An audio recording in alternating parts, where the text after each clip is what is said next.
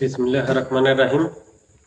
আলহামদুলিল্লাহ, সকল প্রশংসা সেই মহান আল্লাহ পাকের, যিনি আমাদের সেই আদি পিতাকে সৃজন করে তার নিজ ভাণ্ড থেকে ফুৎকারে আত্মা দিয়ে জীবিত করেছিলেন, আর জীবিত হয়ে সঙ্গে সঙ্গে বলে উঠেছিলেন আলহামদুলিল্লাহ। আমরাও আজ অনাদিকাল পরে সেই পিতার আকৃতি সুরত পেয়ে, পিতার সেই নস পেয়ে আমরাও নিজ নিজ কলবের দিকে একবার খেয়াল করে বলে উঠে আলহামদুলিল্লাহ। অতঃপর যে নবীর নবুয়তে আমরা হাজির হয়েছি, তিনি হলেন বিশ্ব নবী এবং এই ইসলাম ধর্মের প্রচারকারী এবং প্রতিষ্ঠাকারী। সেই নবীর শানে একবার খাস দরুদ শরীফ পাঠ করি।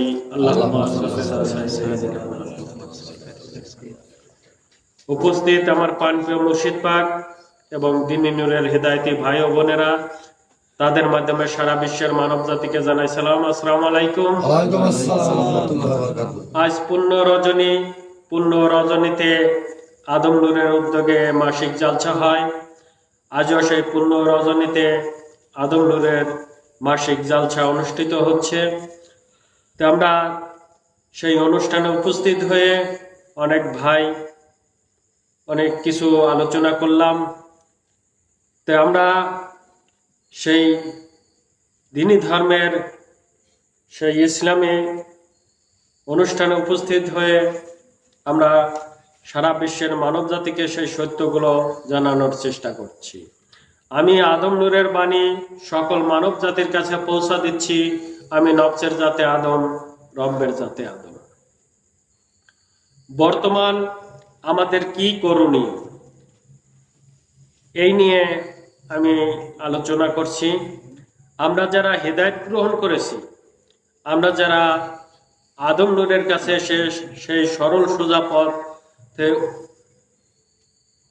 ধরেছি বা সেই সরল সোজা পথে চলার জন্য হেদায়েত গ্রহণ করেছি, অবশ্যই আমরা এখানে এসেছি আমাদের মানব জীবনকে রক্ষা করার জন্য। আমরা যাতে আমাদের সেই মানব জীবনকে আখেরাতে ফিরে নিতে পারি, সেই জন্য আমরা এখানে এসেছি আমার মানব জনম কায়েম করার জন্য। এই যে আমাদের বর্তমান পরিস্থিতি, মুর্শিদ পাক চলে গেছেন, চলে যাওয়ার পর থেকে আমাদের ভিতরে অনেক ভাই অনেক কিছু হয়েছেন।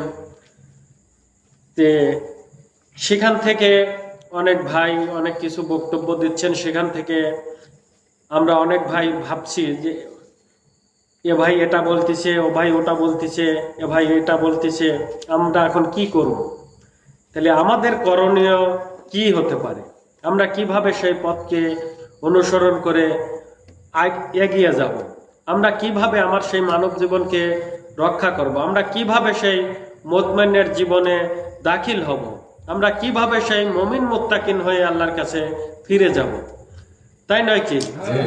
এ নিয়ে আমাদের অনেক ভাই অনেক হয়তো এখানে আসেন না বা মনে করেন যে গেলেবান কি করবে, কারণ এখানে অনেক ভাই আছে যে এখানকার অনেক কিছু যা হয় নাই তাই নিয়ে আলোচনা করছে, যে কারণে হয়তো অনেক মানুষ, অনেক হেদায়েতি ভাইরা আপনারা আসেন না। আসলে এখানে কোনো কিছুই হয় নাই। আর আমাদের কর্তব্য হলো, আমাদের বর্তমান করণীয় হলো, আমাদের মুর্শিদ পাক যে হেদায়েত দিয়েছেন সেই হেদায়েতকে বাস্তবায়ন করা। আমরা কোনো কারো কথাই কান দেব না, কারো কথাই শুনবো না। মুর্শিদ পাক আমাকে কি পূর্ণতা দিয়ে দেন নাই? মুর্শিদ পাককে আমাকে পূর্ণতা করেন নাই? মুর্শিদ পাককে আমাকে ধর্ম বুঝিয়ে দেন নাই? মুর্শিদ পাককে আমাদের স্বীয় কিতাবকে রচনা করে দেন নাই? তাহলে আমার সেই স্বীয় কিতাব কি? আমার সেই ভাগ্যলিপি কি? আমরা কেন পড়া জানি না? আমাকে পড়ার হুকুম দেওয়া হয় নাই? আমাকে কি সেগুলো শোনা দেওয়া হয় নাই? পড়িয়া শুনো দিয়েছেন তো মুর্শিদ পাক, না দেন নাই? তাহলে আমাদের সেই করণীয় কি? আমরা কি করব এখন? তাহলে অবশ্যই মহান আল্লাহ পাক বলেছেন, তোমরা আমার কাছে সেই আশ্রয় চাও, আমার কাছে প্রার্থনা করো, অবশ্যই আমি তোমাদেরকে পথ দেখাবো। তাহলে মুর্শিদ পাকের কাছে আমাদের আশ্রয় চাইতে বলছে, মুর্শিদ পাকের কাছে আমাদের সাহায্য চাইতে বলছে, অবশ্যই মুর্শিদ পাক আমাদের পথ দেখাবেন নাকি? কারণ আমরা এখন অনেকেই, একজন বলতেছি যে তুমি আমিরের রব ধরে কথা বলো, একজন বলতেছে আমি হচ্ছি আদম নূরের সন্তান, একজন আদম নূর হয়ে গেছি। এই যে সব কথাবার্তা, এগুলো আমরা কোনো দিকে আমরা কান দিব না। আমাদের প্রধান উদ্দেশ্য থাকবে, আমাদের প্রধান কর্তব্য থাকবে, সেটা হলো আমাদের হেদায়েতের ভিতর আমার মুর্শিদ পাক কি আমার ভাগ্যলিপি রচনা করে দিলেন, আমার ভাগ্যলিপি কি আমাকে শোনায় দিলেন। ওখানে তো অনেক লোক ছিল, তাহলে প্রত্যেকটা ভাই বোনদের আমাদের করণীয় কি, আমাদের মোটামুটি তো বুঝে আসলো নাকি, যে আমাদের সেই হেদায়েতের গণ্ডিকে দেখতে হবে, রক্ষা করতে হবে, এবং সেই হেদায়েতের ভাগ্যলিপি আমাদের স্মরণ করতে হবে। অবশ্যই আমরা যদি সেখানেও দেখি বা সেগুলো আমরা যদি পথ চলি সেই মতে, তাহলে অবশ্যই এখানে আমার মুর্শিদ পাক তিনি আমাকে কিভাবে কি করতে হবে, কিভাবে আমাকে সেখানে নিয়ে যাবে, অবশ্যই তিনি আমাকে পথ দেখাবেন। যেরকম মহান আল্লাহ পাক আমাদের মুর্শিদ পাককে পথ দেখিয়েছেন। না তাকে কেউ পথ দেখানোর কেউ পথিক ছিল? কেউ সেখানে গন্তব্য যাওয়ার কোনো রাস্তা দেখাতে পেরেছে? পারে নাই। তারপরেও তিনি সেখানে পৌঁছেছেন, কারণ সেই মালিক তাকে পথ দেখিয়েছেন। তাহলে অবশ্যই এখন আমাদের সেইভাবে পথ চলতে হবে। আমরা সেই মালিকের কাছে আশ্রয় চাই, মালিকের কাছে প্রার্থনা করি যে হে মালিক, তুমি আমাদেরকে আশ্রয় দাও, তুমি আমাদেরকে সেই সরল পথে রাখো, যাতে আমি কখনোই সেই বক্র পথে না যাই। তাহলে আমাদের সেই হৃদয়ের ভিতর কি দেখানো হয়েছে, কি ভাগ্যলিপি লেখানো হয়েছে, সে কি সেই সিও কিতাব লেখানো হয়েছে, কি লেখানো হয়েছে, কোন নূরের উপর লেখানো হয়েছে? আদম নফসের উপরই তো, না কোনটার উপর? কি বলা হয়েছে যে তোমার সেই ভাগ্যলিপি লেখা হলো আদম নূরের নফসের উপর, সেই কিতাব লেখা হলো, শোনানো হলো কি আদম নূরের জাতের উপর সকল কিছু তুমি মেনে চলবে নাকি?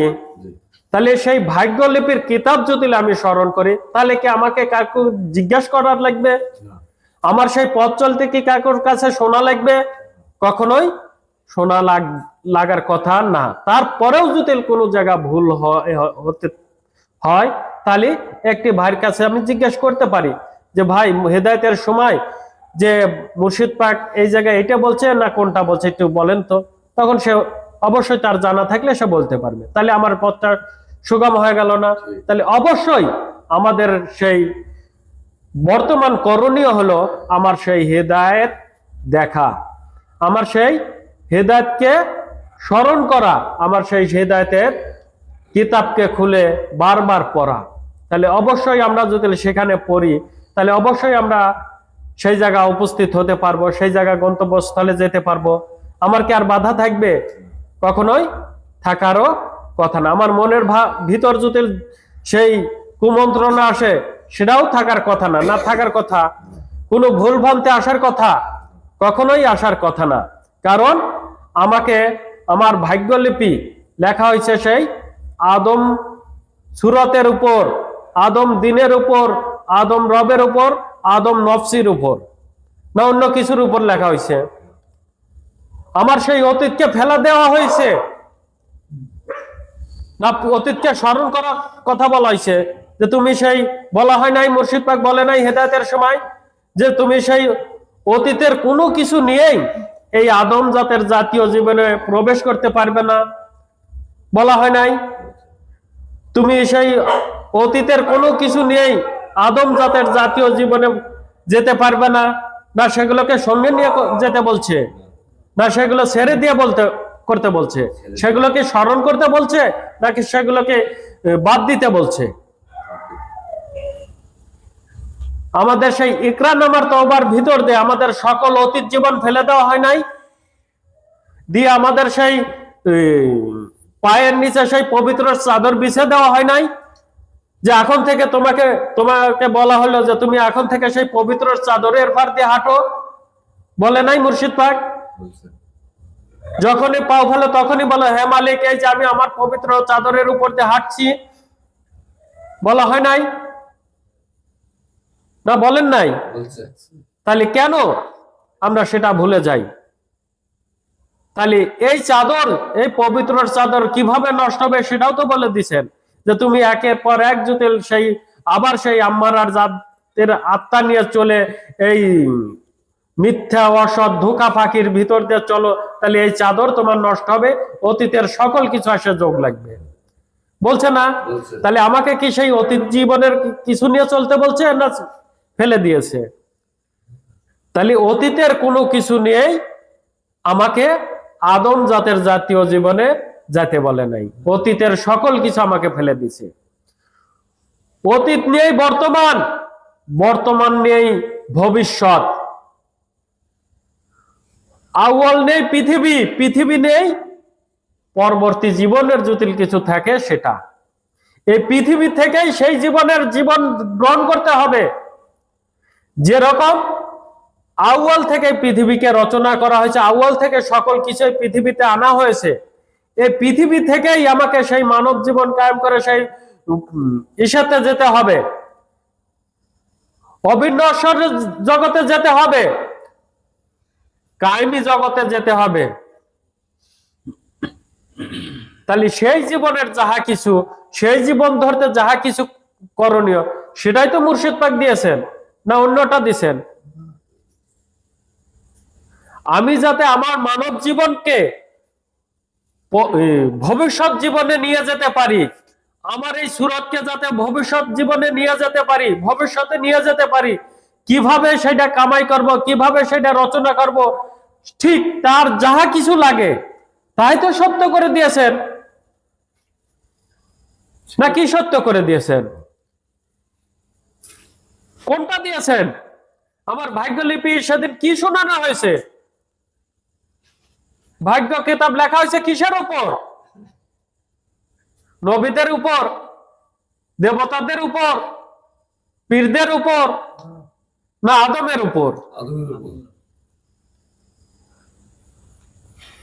তাহলে আমরা যাতে সেই মানব জীবন কায়েম করতে পারি, আমরা যাতে সেই পরম জাতের জাতি হতে পারি, আদম জাতের জাতীয় মানুষ হতে পারি, তাহার যা কর্ম, তাহার যা ধর্ম, তাহার যা ইবাদত, তাহার যা পথ আদম নূরের মুর্শিদ তাহাই আমাদেরকে রচনা করে দিয়েছেন, তার কোনো ঘাটতি বাড়তি কোনো কিছুই দেন নাই, তা দিয়েছেন।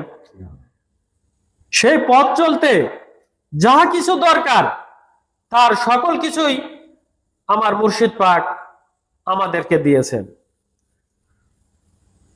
তাহলে আমরা আমাদের সেই হেদায়েতকে সত্য করতে পারছি না, আমরা আমাদের সেই হেদায়েতকে দেখি না, আমাদের সেই স্বীয় কিতাবকে খুলি না, যে কারণে আমরা অন্য ভাইয়ের আলোচনা শুনে, অন্য ভাইয়ের কথা শুনে আমরা এখানে আসি না,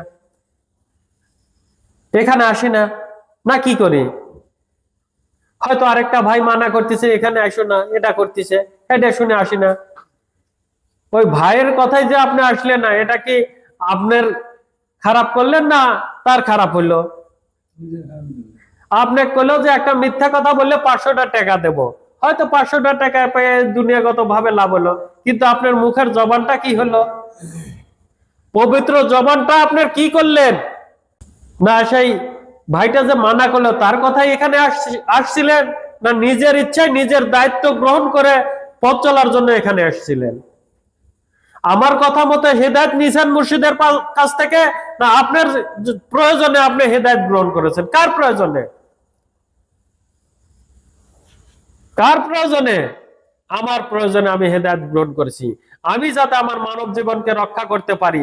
আমার কাঁধেই আমার সেই ধর্ম তুলে দিয়েছেন, তোমার হাতেই তোমার জীবন, তোমার কাছেই সেই সকল কিছু, তুমি এখন কোনটা কি করবে তুমি বোঝো।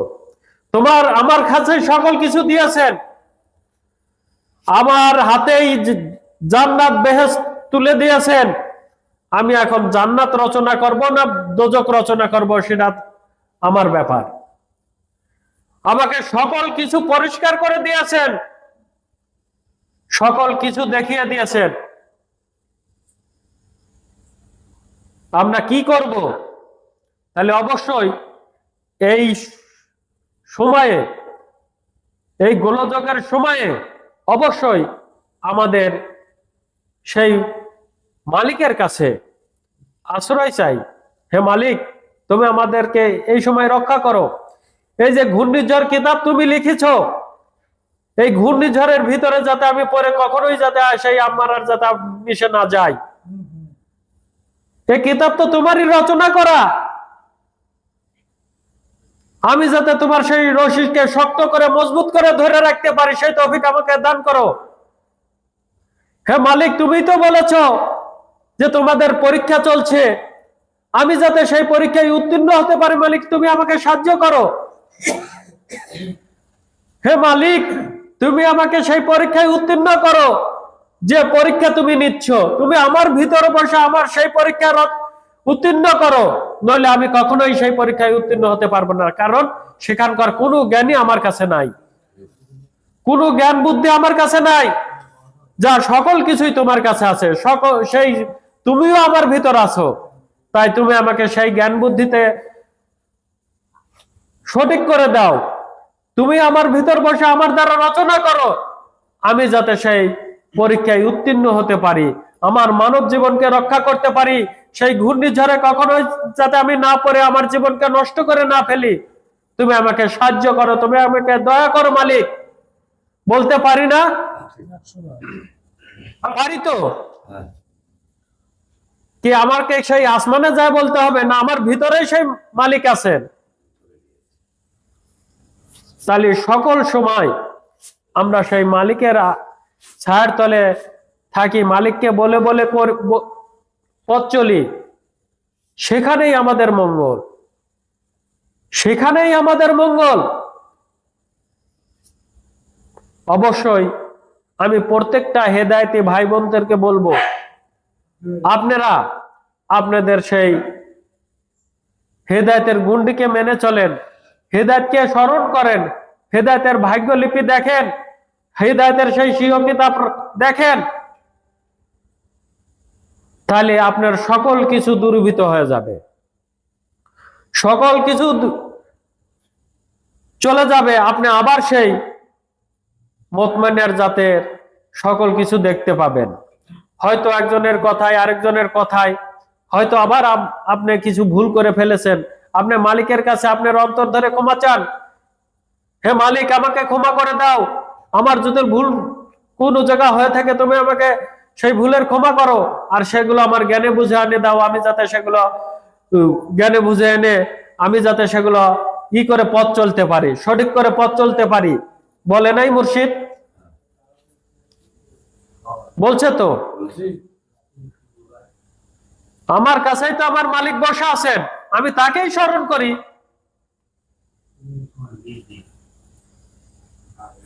তাকেই স্মরণ করি। তাহলে অবশ্যই সেখানে যদি আমি স্মরণ করি, তাহলে অন্য কোনো কিছুই আমাকে আর রোধ করতে পারবে না। যেখানেই মাহফিল হয়, আগে যেরকম চলে গেছেন সেই কাউয়াট বা সেই বেরহাউলিয়া বা সেই উল্লাপাড়া, আরো কত জায়গায় গেছি, সেখানে কি কেউ আমাকে ঠেকা রাখতে পেরেছে? তাহলে আবার যদি আমি সেই মনকে স্বচ্ছ করি, মনকে ভালো করি, সেই আদম নূর যে দেখিয়েছেন যে এই যে তোমার অন্তর এনে দেওয়া হলো, তোমার সেই ইমানি নূরে এনে দেওয়া হলো, সেখান ধরে যদি আমি চলি, তাহলে এই যে মাহফিলে আমাকে আসার আর কেউ রোধ করতে পারবে না। পারবে কি? পারবে না। তাহলে অবশ্যই আমাদের সেদিকে খেয়াল করে পথ চলি। আমি বেশি কিছু বলবো না, আমি সকল ভাইদেরকে বলবো, আপনারা এখানে যেরকম এসেছেন পৃথিবীর টাকা রোজগার করার জন্য না, এখানে নিজের সম্মান কামাই করার জন্য না, এখানে এসেছেন আপনার জীবন কামাই করার জন্য, এখানে এসেছেন আপনার জীবনকে বাঁচানোর জন্য, এখানে এসেছেন মুতমাইনের জীবনে যাওয়ার জন্য।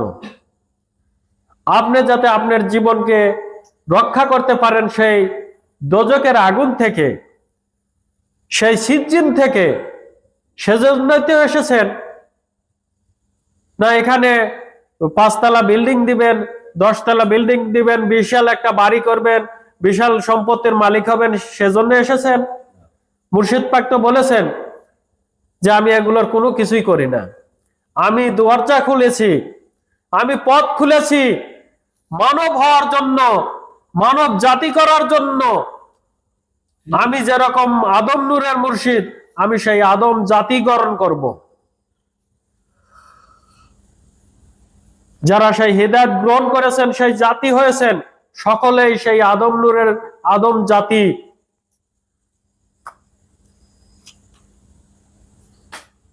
আপনারাই সেই মুতমাইনের জাতি হওয়ার জন্য পথ গ্রহণ করেছেন, সেই আল্লাহর তরফের হেদায়েত গ্রহণ করেছেন আল্লাহর তরফের প্রতিনিধির কাছ থেকে।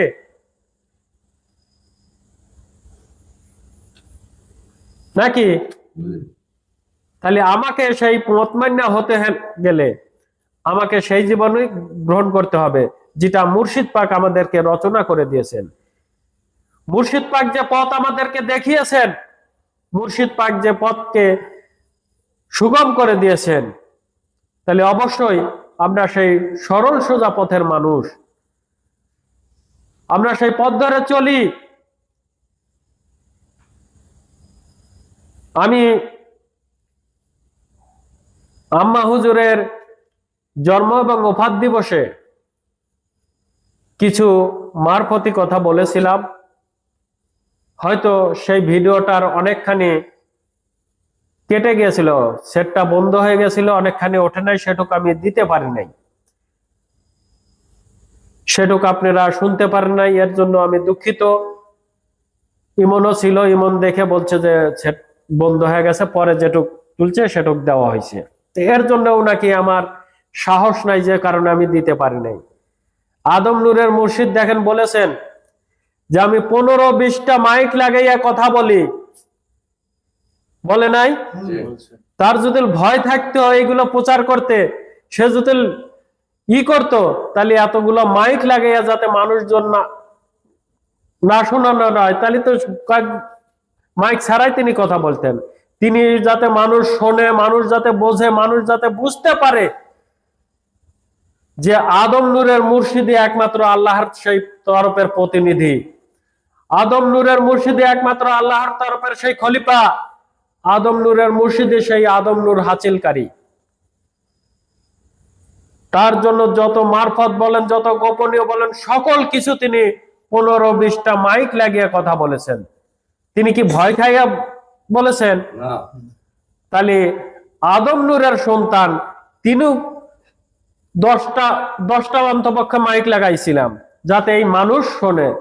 যদি আমার ভয় থাকতো তাহলে কি আমি এতগুলো মাইক লাগাইতাম? যারা আসছিলেন তারা তো অনেকেই হয়তো মনকায় রেকর্ড করেছেন। যদি আমার ভয় থাকতো তাহলে কি রেকর্ড করতে দিতাম? তাহলে অবশ্যই আদম নূর যেরকম ভয় খায় নাই, প্রচারের জন্য যাতে মানুষ শোনানোর জন্য তিনি 15-20টা মাইক লাগিয়ে কথা বলেছেন, ঠিক আমু 8-10টা মাইক লাগিয়ে সেভাবেই তার সত্যগুলো মানুষের কাছে তুলে ধরেছি। আপনারা অনেকেই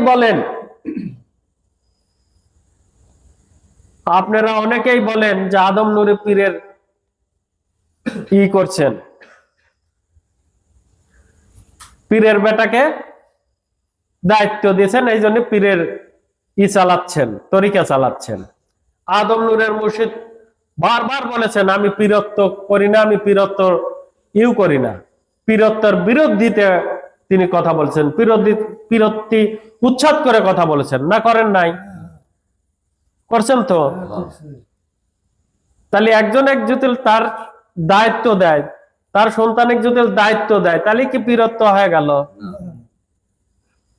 পীরত্ব হলো? আচ্ছা, আমি আরেকটা কথা বলি যাতে আপনারা আরেকটু ভালো করে বুঝতে পারেন। আচ্ছা, ধরেন মুর্শিদ পাক দেখেন অনেকে কাছেই বলেছেন যে এই যে আমার 5টি সন্তান আছে, এরা আমার পৃথিবীগত সন্তান, এরা যদি সেই হেদায়েত গ্রহণ না করে, হেদায়েত গ্রহণ করে সেই পথ ধরে না চলে, তাহলে তারা সেই আখেরাতে সেই আদম নূরের সন্তান হয়ে যেতে পারবে না। বলেছেন তো। বলেছেন? তাহলে যেরকম আমরা এই পৃথিবীগত ভাবে আমরা তার পৌরজাত সন্তান, সেখানে কি এসে আপনারা দাঁড়াতে পারতেছেন? কেউ কি পারতেছেন? পারতেছেন না। তাহলে হেদায়েত নিয়ে আপনারা সেই আখিরাতের সন্তান গ্রহণ করেছেন, আর আপনাদের সেই স্বীকৃতি দিয়েছে হেদায়েতের ভিতর দিয়ে আপনারা আখিরাতের সন্তান। আর তার সেই ঔরসজাত সন্তান যদি সেই হেদায়েত নিয়ে সেই নূরের সন্তান হয়, তাহলে কি সে কি দায়িত্ব পাবে না? বলেন তো। আপনারা যেরকম হেদায়েত নিয়ে সেই সন্তান হয়েছেন, তার ঔরসজাত সন্তানও তো সেই হেদায়েত নিয়ে সেই সন্তান হয়েছে না, তার ব্যতিক্রম করেছে না, তাকে অন্যটা দিয়েছে, আপনাদের অন্যটা দিয়েছে, তাকে অন্যটা দিয়েছে না, সকল কিছুকে একই দিয়েছেন। তাহলে কোনে পীরত্ব করলেন? কোনে পীরত্ব চালাচ্ছেন তিনি? কোন পীরত্বই তিনি চালাচ্ছেন না। এটা আমাদের ভুল ধারণা। আমি সামান্য একটু বললাম এই জন্য অনেকেই বলে থাকেন যে আদম নূরের সন্তানের দায়িত্ব দিছে আর তিনি পীরত্ব চালাচ্ছেন, পীরের বেটা পীর। আচ্ছা, পৃথিবীগতই ধরি, আপনার বেটাকে আপনি কামাই করে, এত কষ্ট করে কামাই করে আরেকজনকে দিতেছেন না, আপনার সন্তানের জন্য করতেছেন, তাহলে কি আপনি পীরত্ব চালাচ্ছেন না? আচ্ছা, আর একটা জায়গায় ধরি, যখন এই আদম ছিল না তখন কারা ছিল? নূরিতন ফেরেশতারা ছিল। আদম সৃজনই হয় নাই তখন কারা ছিল? নূরিতন ফেরেশতারা ছিল না? যখন আদম সৃজন করে আল্লাহর সকল কিছু দিল আদমের ভিতর দিয়ে, তাকে খাড়া করলো এবং তাকে তার খলিফা করলো, তার তরফের খলিফা করলো, তার তরফের প্রতিনিধি করলো, তাহলে এটাও কি আল্লাহ পীরত্ব চালাচ্ছেন? কেন নূরিতনদের দিতে পারলো না? নূরিতনদের কি দিতে পারতো না? তাহলে আল্লাহ পীরত্ব চালাইছেন নাকি? কারণ আল্লাহ যাক সকল কিছু দিয়ে তৈরি করলেন, তাকেই তো দায়িত্ব দিলেন, কেন আরেকজনের দায়িত্ব দিলেন না? আদম সৃজনের আগে যে মুকাররম ফেরেশতা সেই সর্দার ছিল, সকল জ্ঞানের জ্ঞানী ছিল, তাকে কেন দিল না? সেও তো একজন জ্ঞানী, জ্ঞানী ছিল না? কেন দিল না বলেন? তারা তো পাওয়ার উপযুক্ত ছিল না, ছিল না? তারপরে আরো 4 ফেরেশতা, বড় 4 ফেরেশতা ছিল, তারা কি পাওয়ার উপযুক্ত ছিল না? খালি এক আদমকে দিল কেন? কেন এক আদমকে দেওয়া হলো? একজনে কেন তার প্রতিনিধিত্ব করা হলো? একজনে কেন সেই হেদায়েতের দায়িত্ব দেওয়া হলো? কেন দেওয়া হলো? এগুলো কেন পাইল না? আপনাদের কাছে আমি প্রশ্ন করলাম। তাহলে কি আল্লাহ পীরত্ব চালাচ্ছে? আল্লাহ কি সেই পীরত্ব চালাচ্ছে যে তার সেই সকল কিছু দিয়ে যাকে তৈরি করলো তাকেই দিল, আর কাকে দিল না? আল্লাহ তাহলে পার্সিয়ালিটি করেছে আপনাদের কথা মতে নাকি? আমাদের কথা মতে আল্লাহ পার্সিয়ালিটি করেছে, নূরিতন ফেরেশতাকে দেয় নাই কিসের লেগে? তো যাই হোক, আমি ওদিকে আর যাব না। আমি বলবো, আমরা যারা এখানে মানব হতে এসেছি, আমাদের কর্ম কি? আমাদের কর্ম কি? আমাদের কি করতে হবে? আমরা এখন কি করব? অবশ্যই আমি যেটা আগে বললাম যে আমাদের সেই হেদায়েতকে আমাদের বাস্তবায়ন করতে হবে আমাদের জীবন দ্বারা। কোনো অসৎ, ধোঁকা, ফাঁকি কোনো কিছুই আমার আর করা যাবে না, কারণ আমি সেই আল্লাহর নূর বা আদম নূরের কাছে ওয়াদাবদ্ধ। ওয়াদাবদ্ধ না? হেদায়েতের সময় কি বলেছিল যে তুমি কার কাছে ওয়াদা করলে? বুঝলে তো, আল্লাহর নূর বা আদম নূরের কাছে ওয়াদা করলে যে আজ থেকে আর আমি মিথ্যা কথা বলবো না। আমি যদি মিথ্যা কথা বলি তাহলে কি করা হলো? আল্লাহ নূরের সাথে বা আদম নূরের সাথে ওয়াদা খিলাফ করা হলো না? কি করা হলো? ওয়াদা খিলাফকারী কি? ওয়াদা খিলাপকারী কি? আমি আর অসৎ পথে যাব না, আমার জীবনকে আর ওই আম্মারার নফসি দ্বারা চালাবো না। সিরাজউদ্দিন আমি আবার সেই আম্মারার জাতের নফসি দ্বারা চলি, তাহলে কি আল্লাহর নূরের সাথে বা আদম নূরের সাথে ওয়াদা খিলাপ করা হলো না?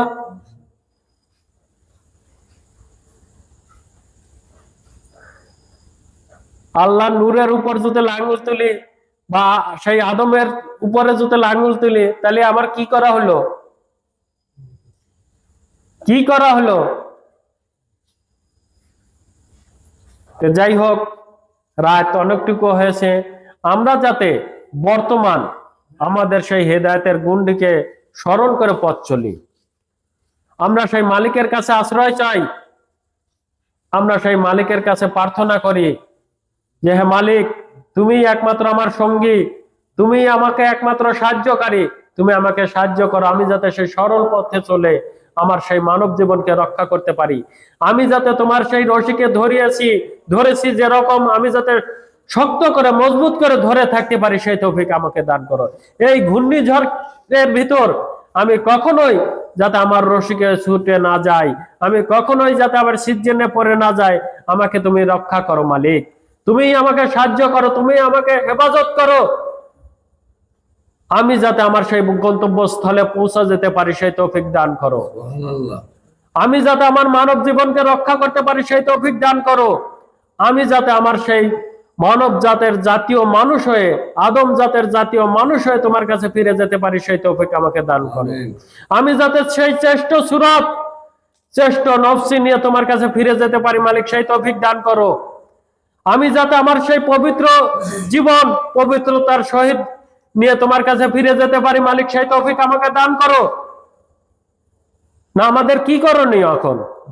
এটাই তো বলা দরকার, এটাই তো সাহায্য চাওয়ার দরকার। তাই আমরা সবাই আমাদের মালিকের কাছে আশ্রয় চাই, মালিকের কাছে প্রার্থনা করি।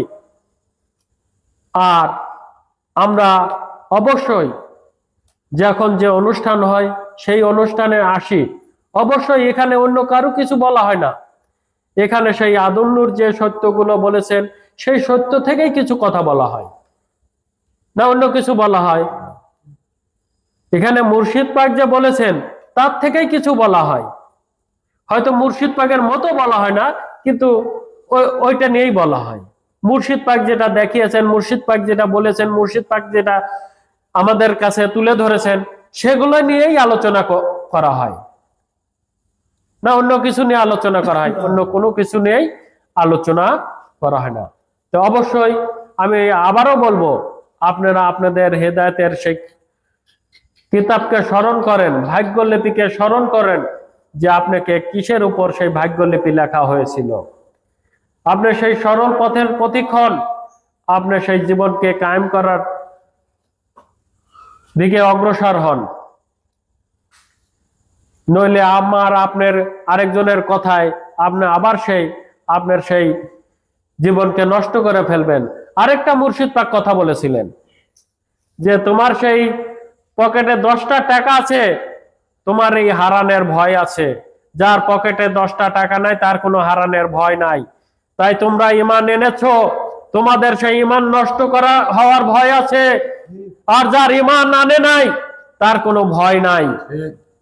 আর যে ঈমান নষ্ট করে ফেলছে সে চাইবে যে আরেকটা ভাইও যাতে ঈমান নষ্ট করে ফেলে। যে আমি বুঝতেছি, আমি যদি আমার হেদায়েতকে স্মরণ করি, আমি যদি আমার সেই ভাগ্যলিপিকে দেখি, আমার সেই ভাগ্য কিতাবকে যদি আমি দেখি, তাহলে অবশ্যই আমি দেখতে পাবো যে কে সেই ঈমানি নূর নষ্ট করেছে আর কে সেই ঈমানি নূর ধরে আছে। আমারটা আমি দেখলেই বুঝতে পারি, তার কথা মতোই বুঝতে পারি। তো যাই হোক, আমরা যাতে আমাদের মালিককে স্মরণ করে রাখি, আমরা আমাদেরকে সেই হেদায়েতের জীবনকে আমাদের জীবন দ্বারা বাস্তবায়ন করি, আমরা সেই পবিত্র গুণে গুণান্বিত হয়ে তহাকন্যা হরজতা জিরো আর আমিরে আদম নূরের যাতে মহরত হয়ে যাতে জীবন লাভ করতে পারি, সবাই বলে আমিন। এই বলেই আজকের বক্তব্য আমি এখানে শেষ করছি। সুবহানাল্লাহ বিহামদি, সুবহানাল্লাহ আযীম। সবার প্রতি আমার সালাম, আসসালামু আলাইকুম।